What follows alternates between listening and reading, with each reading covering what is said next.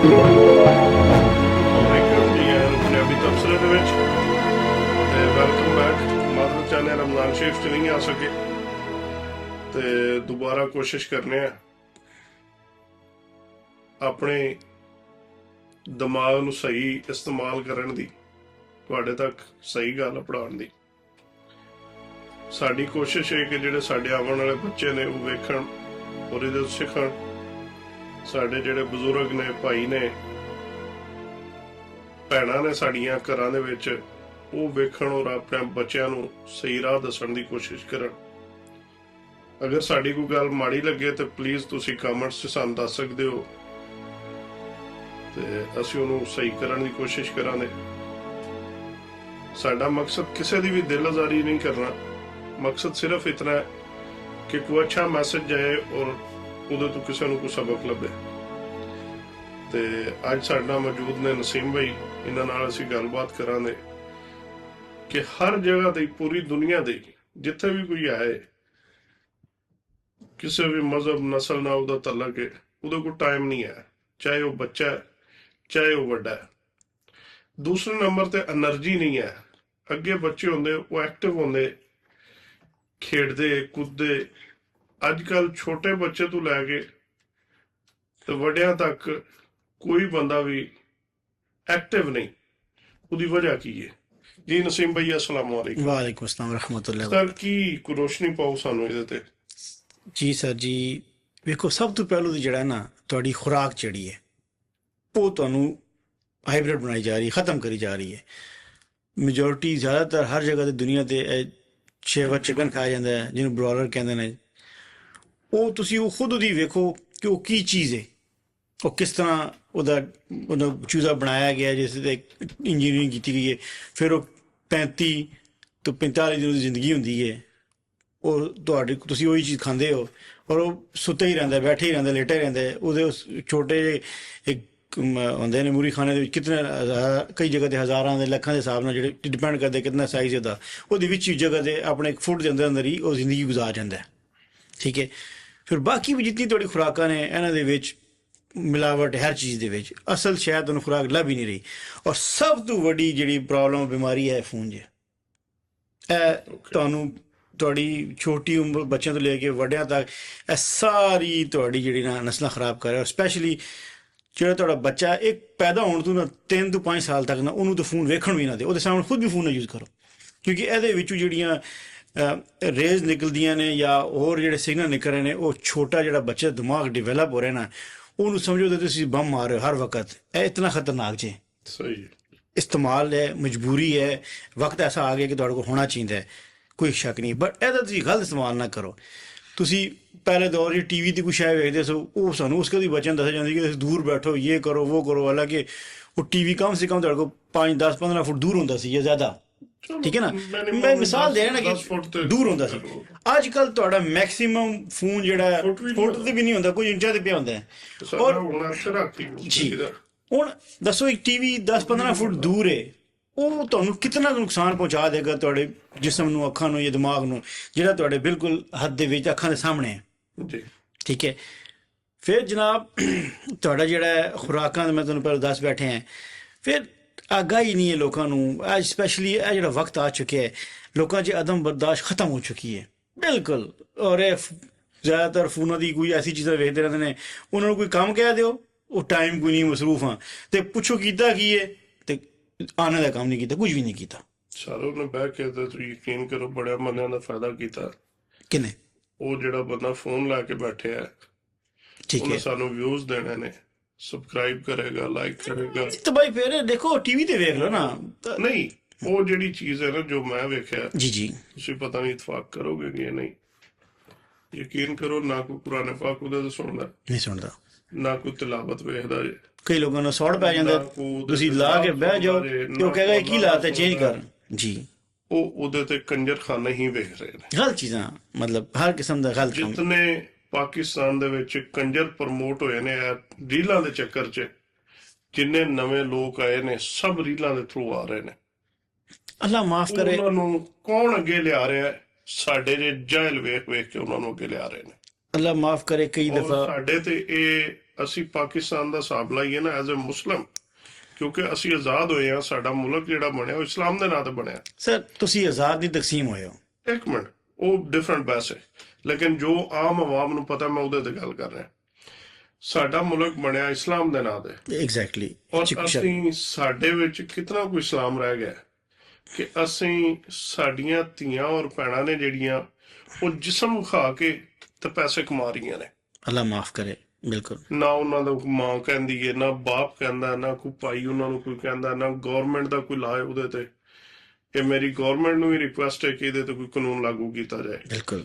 ਸਾਡਾ ਸ਼ਰਈ ਪਰਦਾ ਤੇ ਹੋਣਾ ਚਾਹੀਦਾ ਨਾ। ਮੈਂ ਨਹੀਂ ਕਹਿੰਦਾ ਕਿ ਤੁਸੀਂ ਟੋਪੀ ਵਾਲੇ ਬੁਰਖੇ ਪਾ ਲਓ, ਨਾ ਕਿਸੇ ਨੇ ਪਾਣੇ ਨੇ, ਕਿਉਂਕਿ ਐਡੇ ਨੇਕ ਅਸੀਂ ਨਹੀਂ ਆ, ਲੇਕਿਨ ਕਮ ਅਜ਼ ਕਮ ਸ਼ਰਈ ਪਰਦਾ ਜਿਹੜਾ ਉਹ ਲਾਜ਼ਮੀ ਹੋਣਾ ਚਾਹੀਦਾ। ਅਸੀਂ ਜਿਸਮ ਵਿਖਾ ਕੇ ਤੇ ਪੈਸੇ ਕਮਾ ਰਹੇ ਆ, ਜਿਹੜਾ ਕਿ ਇੱਕ ਸਾਡੀ ਸਾਰੀ ਨਸਲ ਨਾਲ ਇਹ ਜ਼ੁਲਮ ਹੋ ਰਿਹਾ। ਬਿਲਕੁਲ। ਗਵਰਨਮੈਂਟ ਜੋ ਚਾਹੇ ਕਰ ਸਕਦੀ ਹੈ, ਉਹਨੂੰ ਇਹਦੇ ਤੇ ਕੰਟਰੋਲ ਕਰਨਾ ਚਾਹੀਦਾ। ਜਿਹੜੀ ਸਾਡੀ ਧੀ ਭੈਣ ਹੈ, ਮਾਂ ਹੈ, ਹਰ ਦਾ ਇੱਕ ਵਾਲਿਦ ਹੁੰਦਾ ਹੈ, ਮਸਟ। ਅੱਲਾ ਕਰੇ ਬਾਹਯਾਤ ਹੋਣ, ਫਿਰ ਉਹਦਾ ਇੱਕ ਭਾਈ ਹੁੰਦਾ ਹੈ, ਭਾਈ ਹੁੰਦਾ ਹੈ, ਫਿਰ ਉਹਦਾ ਇੱਕ ਹਸਬੈਂਡ ਹੋਏਗਾ, ਫਿਰ ਇੱਕ ਬੱਚਾ ਹੋਏਗਾ। 4 ਉਹਦੇ ਬੰਦੇ ਨੇ ਜਿਹੜੇ ਉਹਨੂੰ ਰੋਕ ਸਕਦੇ ਨੇ, ਵਾਲਿਦ, ਭਾਈ, ਹਸਬੈਂਡ ਔਰ ਬੱਚਾ। ਵੇਖਦੇ ਨੇ ਕਿ ਗਲਤ ਹੋ ਰਿਹਾ ਤਾਂ ਉਹਨੂੰ ਸਮਝਾਉਣ ਕਿ ਇਹ ਗਲਤ ਤੁਸੀਂ ਕੰਮ ਕਰੋ, ਇਸਲਾਮ ਤੋਂ ਵੀ ਬਾਹਰ ਹੈ ਔਰ ਸਾਡਾ ਮੁਲਕ ਇਸਲਾਮੀ ਹੈ। ਔਰ ਈਵਨ ਇਹਨਾਂ ਮੁਲਕਾਂ ਦੇ ਵਿੱਚ ਵੀ ਇਸ ਤਰ੍ਹਾਂ ਦੇ ਕੰਮ ਨਹੀਂ ਹੁੰਦੇ। ਅਮਰੀਕਾ ਦੇ ਵਿੱਚ ਤੁਸੀਂ ਕਿਸ ਤਰ੍ਹਾਂ ਵੇਖਦੇ ਹੋਗੇ ਕਿ ਇਹ ਜਿਸ ਤਰ੍ਹਾਂ ਪਾਕਿਸਤਾਨ ਦੇ ਵਿੱਚ ਵਿਖਾਇਆ ਜਾ ਰਿਹਾ ਜਿਸਮ ਉਹ ਸਭ ਕੁਝ। ਮੇਰੇ ਬੱਚੇ ਮੈਨੂੰ ਸਵਾਲ ਪੁੱਛਦੇ ਨੇ ਕਿ ਇਹ ਪਾਕਿਸਤਾਨ ਇਸਲਾਮੀ ਮੁਲਕ ਹੈ। ਮੈਂ ਉਹਨਾਂ ਨੂੰ ਦੱਸਣ ਕੀ ਜਵਾਬ ਦਿਆਂ? ਮੈਂ ਉਹਨੂੰ ਕਹਿੰਦਾ ਬਾਈ ਨੇਮ ਯੈਸ ਬਟ ਬਾਈ ਵਰਕ ਨੋ। ਬਸ ਆਦੀ ਜੀ ਗੱਲ ਮੈਂ ਕਰਨਾ ਬਈ ਨਾਂ ਦੇ ਇਸਲਾਮਿਕ ਰਿਪਬਲਿਕ ਪਾਕਿਸਤਾਨ ਹੈ। ਨਹੀਂ, ਪਾਕਿਸਤਾਨ ਦੀ ਗੱਲ ਨਹੀਂ, Pakistan Islamic Republic of Pakistan है, लेकिन उससे इस्लामी काम बहुत ही ना होने के बराबर ने। ते बाकी ना कोई पाक काम भी ज़्यादा नहीं हो रहे, ते रिपब्लिक वाला भी काम कोई नहीं जे। ਹੁਣ ਜਿਹੜਾ ਲਾਏ ਹੋਏ जी ਕਿ ਅਸੀਂ ਕਿਸੇ ਵੀ ਅਫੀਸ਼ੀਅਲ ਦੇ ਖਿਲਾਫ ਗੱਲ ਨਹੀਂ ਕਰ ਸਕਦੇ। ਕੋਈ ਇਦਾਰਾ ਹੈ ਜਾਂ ਗਵਰਨਮੈਂਟ ਹੈ ਜਾਂ ਕੋਈ ਸਾਡੇ ਅਫਸਰਸ਼ਾਹੀ ਹੈ, ਜਿਹਦੇ ਖਿਲਾਫ ਗੱਲ ਕਰਾਂਗੇ ਉਹ ਆ ਕੇ ਚੁੱਕ ਲੈਣਗੇ। ਉਹਦਾ ਉਹਨੂੰ ਪਤਾ ਲੱਗ ਰਿਹਾ ਤੇ ਕਿਆ ਜਿਹੜੀ ਬੇਹਯਾਈ ਹੋ ਰਹੀ ਹੈ ਇਹਨਾਂ ਨੂੰ ਨਹੀਂ ਰੋਕ ਸਕਦੇ। बिल्कुल रोकना चाहिए इन्होंने जनाब, इस कोई शक नहीं, दो राय नहीं है, बट हम की करिए फिर। ਮੋਸਟਲੀ ਤੁਸੀਂ ਦੇਖੋ ਨਾ, ਜੋ ਮੈਂ ਵੇਖਿਆ ਰੀਲਾਂ ਦੇ ਵਿੱਚ, ਉਹ ਇਹ ਕਿ 90% ਪੰਜਾਬੀ ਬੱਚੀਆਂ ਨੇ।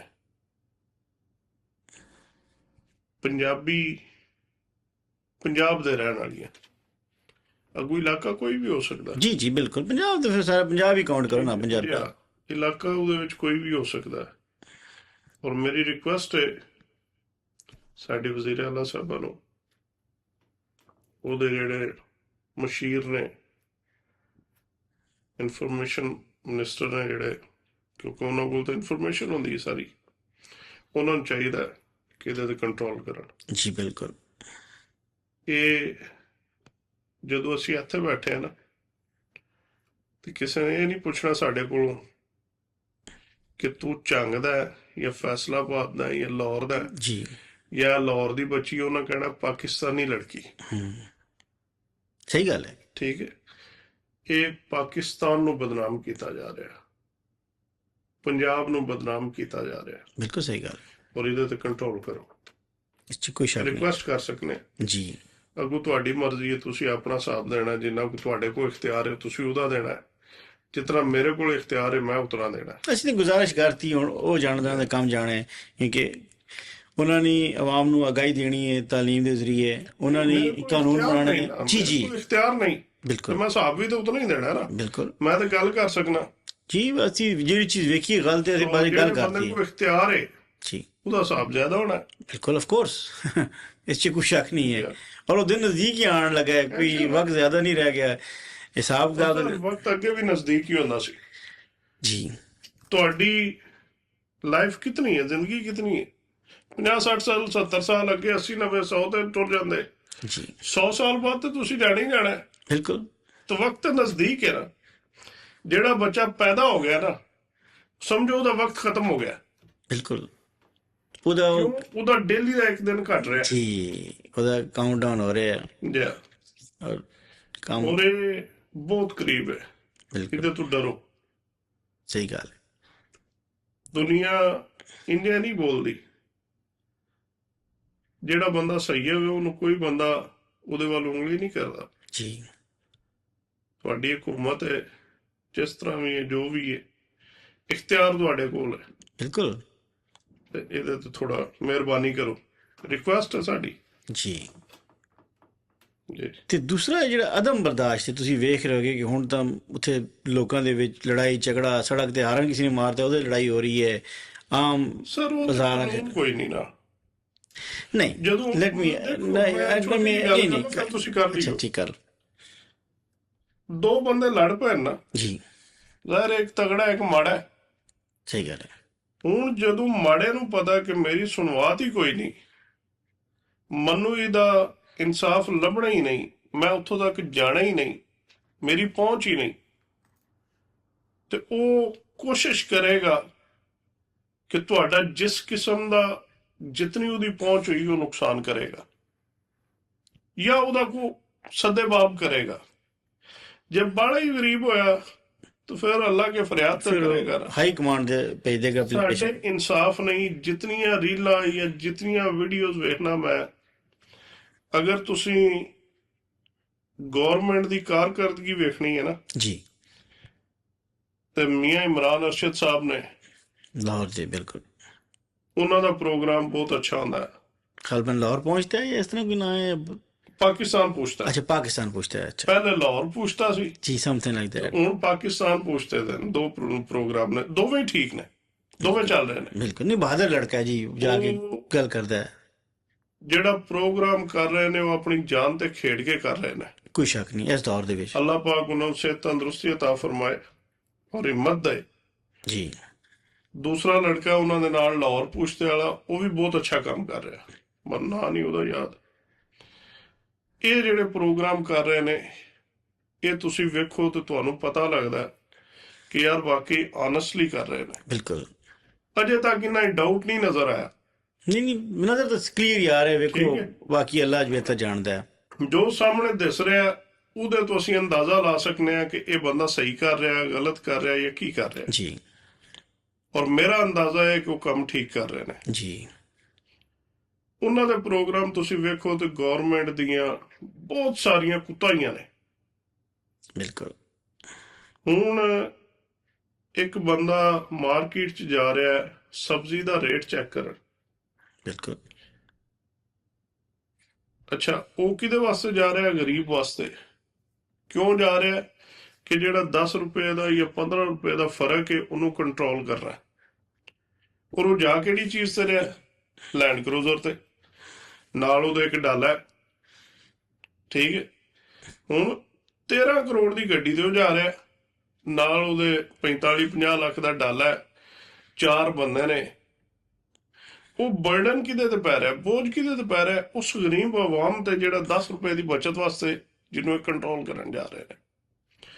ਇੱਥੇ ਰਹਿੰਦੇ ਆ, ਕਲਿੰਟਨ ਆਇਆ, ਬੁਸ਼ ਆਇਆ, ओबामा आया, जो बाइडन आया, प्रेसिडेंट है ना। जी जी बिल्कुल। कदी नजर ही नहीं आए, कदी उन्होंने पता ही नहीं लगा कि गवर्नमेंट ने किथे इन्हों महल दिते ने, कोई नहीं है ਕਿਹੜੀਆਂ ਇਹਨਾਂ ਨੂੰ ਰਿਟਾਇਰਮੈਂਟ ਤੇ ਪ੍ਰਾਪਰਟੀਆਂ ਦਿੱਤੀਆਂ ਨੇ। ਸਾਡੇ ਉੱਥੇ ਜਿਹੜਾ 16ਵੇਂ ਸਕੇਲ ਦਾ ਜਾਂ 14ਵੇਂ ਸਕੇਲ ਦਾ ਅਫਸਰ ਹੈ ਨਾ ਜੀ, ਉਹਦੇ ਕੋਲ ਵੀ ਸ਼ਹਿਰ ਦੇ ਵਿੱਚ ਕਨਾਲ ਦੀ ਕੋਠੀ ਹੈ। ਹੁਣ ਮੈਨੂੰ ਨਹੀਂ ਪਤਾ ਕਿ ਐਸਪੀ ਜਾਂ ਡੀਐਸਪੀ ਜਿਹੜੇ ਨੇ ਇਹਨਾਂ ਦੇ ਰੈਂਕ ਕੀ ਨੇ, ਕਿਹੜੇ ਸਕੇਲ ਦੇ ਨੇ। ਇਹਨਾਂ ਕੋਲ ਵੀ ਮੇਨ ਹੱਬ ਦੇ ਵਿੱਚ ਜਿੱਥੇ ਕਰੋੜਾਂ ਰੁਪਏ ਦੀ ਪ੍ਰਾਪਰਟੀ ਹੈ, ਕਰੋੜਾਂ ਦੇ ਮਰਲੇ ਨੇ ਇਸ ਟਾਈਮ, ਉੱਥੇ ਇਹਨਾਂ ਨੂੰ ਕਨਾਲਾਂ ਤੇ ਕਿੱਲੇ ਦਿੱਤੇ ਨੇ। ਕਿਉਂ? ਇਹ ਸਾਡੀ ਹਿਫਾਜ਼ਤ ਵਾਸਤੇ ਨੇ। ਜਿਹੜਾ ਬੰਦਾ ਸਾਡੀ ਹਿਫਾਜ਼ਤ ਕਰ ਰਿਹਾ ਉਹਦੀ ਹਿਫਾਜ਼ਤ ਵਾਸਤੇ 8 ਬੰਦੇ ਨੇ। ਅੱਛਾ, ਮੈਂ ਥੋੜੀ ਜਿਹੀ ਗੁਜ਼ਾਰਿਸ਼ ਕਰਾਂ, ਪਹਿਲਾਂ ਮੈਂ ਮੇਰਾ ਸਵਾਲ ਹੈ ਤੁਹਾਡੇ ਜੀ, ਮੈਂ ਤੁਹਾਨੂੰ ਐਕਸਪਲੇਨ ਕਰਦਾ। ਤੁਸੀਂ ਕਿਹਾ ਕਿ ਆਜ਼ਾਦ ਹੋਏ, ਮੈਂ ਕਹਿੰਦਾ ਤਕਸੀਮ ਹੋਇਆ, ਠੀਕ ਹੈ ਨਾ, ਇਹ ਗੱਲ ਹੋਈ ਸੀ ਨਾ। ਉਹਨੂੰ ਤੁਸੀਂ ਨਹੀਂ, ਉੱਥੇ ਮੈਂ ਤੁਹਾਨੂੰ ਲਿਖ ਜਾਗਾ ਨਾ। ਤੁਸੀਂ ਜਿਸ ਤਰੀਕੇ ਨਾਲ ਤਕਸੀਮ ਹੋਇਆ ਨਾ, ਜੀ। ਤੁਹਾਡਾ ਮੁਲਕ ਹਜੇ ਵੀ ਜਿਸ ਤਰ੍ਹਾਂ ਅੰਗਰੇਜ਼ ਆਇਆ 1950 54 ਚ, ਉਹਨਾਂ 1954 1962, ਤੁਹਾਡਾ ਮੁਲਕ 1862 ਦੇ ਚੱਲ ਰਿਹਾ ਹੈ ਸਿਸਟਮ ਤੇ। ਠੀਕ। ਇਹ ਜਿਹੜੇ AC DC ਇਹ ਉਹ ਬਾਕੀ ਪੁਲਿਸ ਨਿਜ਼ਾਮ, ਇਹ ਸਭ ਉਹ ਅੰਗਰੇਜ਼ ਜਿਹੜਾ ਤੁਹਾਡੇ ਵਾਸਤੇ ਇੱਥੇ ਸਿਰਫ ਇਸ ਇਲਾਕੇ ਵਾਸਤੇ ਗੰਦਾ ਨਿਜ਼ਾਮ ਬਣਾਇਆ ਸੀ। ਪਾਕਿਸਤਾਨ, ਇੰਡੀਆ, ਬੰਗਲਾਦੇਸ਼ ਉਹ ਸਾਰੇ ਉਸੇ ਨਿਜ਼ਾਮ ਦੇ ਚੱਲ ਰਹੇ ਨੇ। ਅੱਜ ਤੁਸੀਂ 75 80 ਸਾਲ ਕਹਿੰਦੇ ਹੋ ਆਜ਼ਾਦ ਹੋ ਗਏ ਹੈ, ਤੁਸੀਂ ਆਜ਼ਾਦ ਨਹੀਂ ਹੋਏ, ਤੁਸੀਂ ਤਕਸੀਮ ਹੋਏ ਹੋ।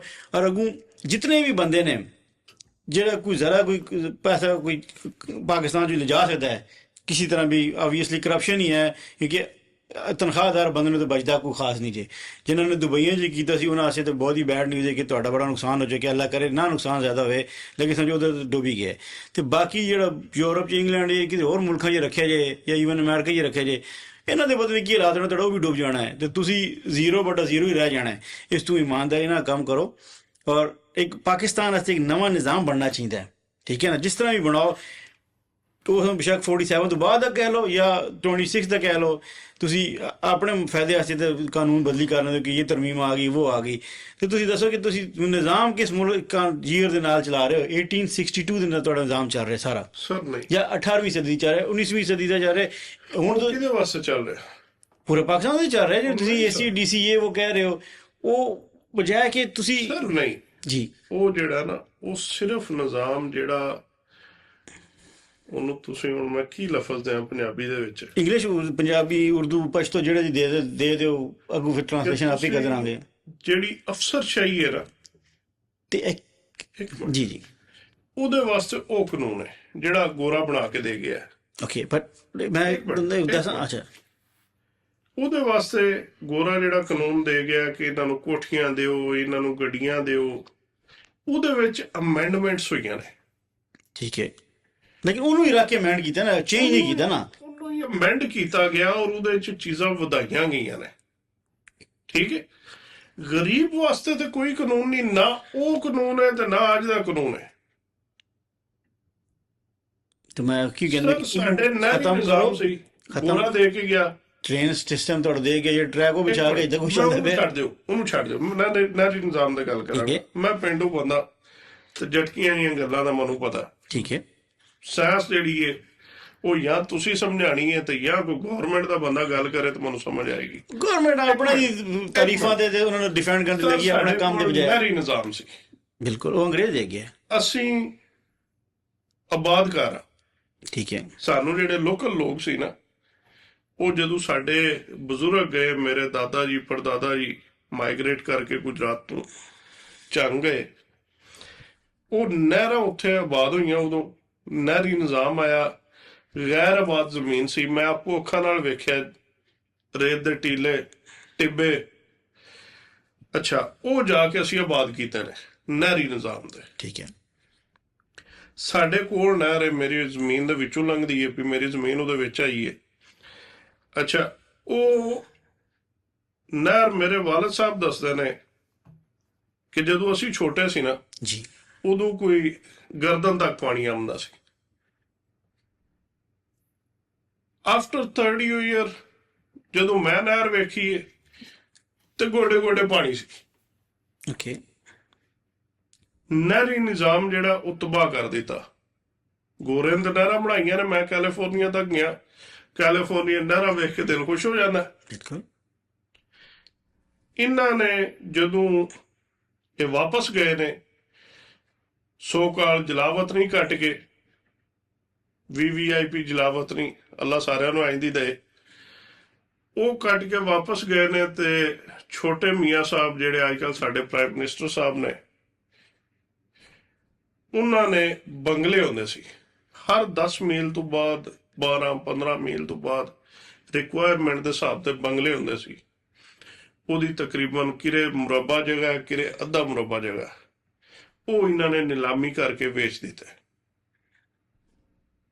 ਉਹਦੀਆਂ ਬਿਲਡਿੰਗਾਂ ਅੱਜ ਵੀ ਜਾ ਕੇ ਵੇਖੀਏ ਨਾ, ਤੇ ਉਹ ਜਿਹੜੀਆਂ ਇੱਟਾਂ ਵਿੱਚੋਂ ਨਿਕਲਦੀਆਂ ਨਾ, ਉਹਨਾਂ ਦੀ ਪਾਇਦਾਰੀ ਔਰ ਕੁਆਲਿਟੀ ਅੱਜ ਵੀ ਹੁੰਦੀ ਹੈ, ਔਰ ਇੱਟਾਂ ਸਾਬਤ ਨੇ। ਬਿਲਕੁਲ, ਇਹਨਾਂ ਨੇ ਉਹ ਨਿਲਾਮ ਕਰ ਛੜੇ। ਨਹਿਰੀ ਨਿਜ਼ਾਮ ਇਹਨਾਂ ਨੇ ਤਬਾਹ ਕਰ ਛੜਿਆ ਕਿ ਸਿਸਟਮ ਇਹਨਾਂ ਨੇ ਛੱਡਿਆ ਹੀ ਕੋਈ ਨਹੀਂ ਸਾਡੇ ਕੋਲ। ਅੱਗੋਂ ਬਣਾਉਣ ਦੀ ਬਜਾਏ ਗੋਰੇ ਦਾ ਨਿਜ਼ਾਮ ਹੀ ਰੱਖ ਕੇ ਤੇ ਅਸੀਂ ਚੱਲ ਸਕਦੇ ਜੇ ਰੱਖਦੇ ਤੇ। ਗੋਰੇ ਨੇ ਇਹ ਨਹੀਂ ਸੀ ਕਿਹਾ ਕਿ ਅਮੀਰ ਪਾਲੋ ਔਰ ਗਰੀਬਾਂ ਦੇ ਖੂਨ ਨਾਲ ਪਾਲੋ, ਆਪਣੇ ਚੁੱਲ੍ਹੇ ਗਰੀਬ ਦੇ ਖੂਨ ਨਾਲ ਨਾ ਬਾਲਣ। ਉਹ ਮਿਹਨਤ ਕਰਨ, ਗਰੀਬ ਉਹਨਾਂ ਵਾਸਤੇ ਮਰ ਰਿਹਾ, ਮਿਹਨਤ ਕਰ ਰਿਹਾ। ਸਾਡੇ ਖੂਨ ਦੇ ਵਿੱਚ ਗੁਲਾਮੀ ਹੈ ਜਿਹੜੀ ਗੋਰੇ ਨੇ ਪਾਈ ਔਰ ਸਾਡੇ ਵਿੱਚ ਆ ਗਈ। ਤੁਸੀਂ ਵੇਖ ਲਓ, ਪੀਰ ਸਾਹਿਬ ਨੇ ਫ੍ਰੀ ਦੇ ਮੁਲਾਜ਼ਮ ਨੇ, ਕੋਈ ਉਹਨਾਂ ਨੇ ਖਰਚਾ ਨਹੀਂ ਲੈਣਾ, ਰੋਟੀ ਦਿਓ, ਗਰੀਬ ਨਸਲ ਦਰ ਨਸਲ ਮਰ ਗਏ ਨੇ ਕੰਮ ਕਰ ਕਰਕੇ। ਅਫਸਰਸ਼ਾਹੀ ਹੈ, ਜਾ ਕੇ ਵੇਖੋ ਮੁਲਾਜ਼ਮ ਨੇ ਬਿਲਕੁਲ ਕੰਮ ਕਰ ਰਹੇ ਨੇ, ਅਫਸਰ ਸਾਹਿਬ ਦਾ ਦਿਲ ਹੈ ਤੇ ਤਨਖਾਹ ਦੇਣੀ ਹੈ, ਦਿਲ ਨਹੀਂ ਤੇ ਗਰੀਬ ਮੰਗ ਵੀ ਨਹੀਂ ਸਕਦਾ। ਅੱਛਾ, ਉਹ ਸਾਲ ਬਾਅਦ ਪਤਾ ਕੀ ਲੱਗਦਾ, ਜਿਹੜਾ ਨੌਕਰ ਹੈ ਗਰੀਬ, ਉਹਦੇ ਤੇ ਇੰਨਾ ਕਰਜ਼ਾ ਚੜ ਗਿਆ ਔਰ ਉਹਦੇ ਬੱਚੇ ਥਰਡ ਕਲਾਸ ਜ਼ਿੰਦਗੀ ਗੁਜ਼ਾਰ ਰਹੇ ਨੇ। ਬਿਲਕੁਲ ਨਾ ਉਹਨਾਂ ਨੂੰ ਪੂਰੀ ਰੋਟੀ ਲੱਭਣੀ ਹੈ, ਨਾ ਉਹਨਾਂ ਨੂੰ ਸਕੂਲ ਲੱਭਣਾ ਹੈ, ਨਾ ਉਹਨਾਂ ਨੂੰ ਕੋਈ ਖੁਰਾਕ ਲੱਭਣੀ ਹੈ, ਨਾ ਦਵਾਈ ਲੱਭਣੀ ਹੈ, ਨਾ ਜੁੱਤੀ ਕੱਪੜਾ ਹੈ।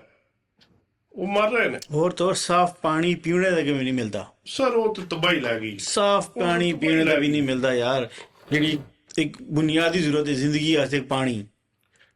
ਤੇ ਇਹ ਨਿਜ਼ਾਮ ਸਹੀ ਕਰਨਾ ਚਾਹੀਦਾ ਹੈ, ਕਰੈਕਸ਼ਨ ਕਰਨੀ ਚਾਹੀਦੀ ਹੈ 22 ਮਿੰਟ ਹੋ ਗਏ ਜੇ, ਤੇ ਇਹਦੇ ਤੇ ਕੰਮ ਕਰਨਾ ਚਾਹੀਦਾ ਇਹਨਾਂ ਨੂੰ। ਅੱਲਾਹੁ ਅਕਬਰ ਜੀ। ਠੀਕ ਹੈ, ਅਗਰ ਸਾਡਾ ਪ੍ਰੋਗਰਾਮ ਅੱਛਾ ਲੱਗੇ ਲਾਈਕ ਸ਼ੇਅਰ ਔਰ ਸਬਸਕ੍ਰਾਈਬ ਕਰੋ। ਅਗਰ ਕੋਈ ਗੱਲ ਮਾੜੀ ਲੱਗੇ ਤੇ ਕਮੈਂਟਸ 'ਚ ਆਪਣਾ ਰਾਏ ਜ਼ਰੂਰ ਦਿਓ, ਉਹਨੂੰ ਠੀਕ ਕਰਾਂਗੇ। ਮਿਹਰਬਾਨੀ ਨਸੀਮ ਭਾਈ। ਠੀਕ ਹੈ ਜੀ, ਅੱਲਾ ਤੇ ਇਨਸ਼ਾਅੱਲਾ ਜ਼ਿੰਦਗੀ ਰਹੀ ਤੇ ਅਗਲੇ ਵੀਲਾਗ 'ਚ ਤੁਹਾਡੇ ਨਾਲ ਮਿਲਨੇ ਆ। ਇਨਸ਼ਾਅੱਲਾ। ਅੱਲਾ ਹਾਫਿਜ਼। ਅੱਲਾ।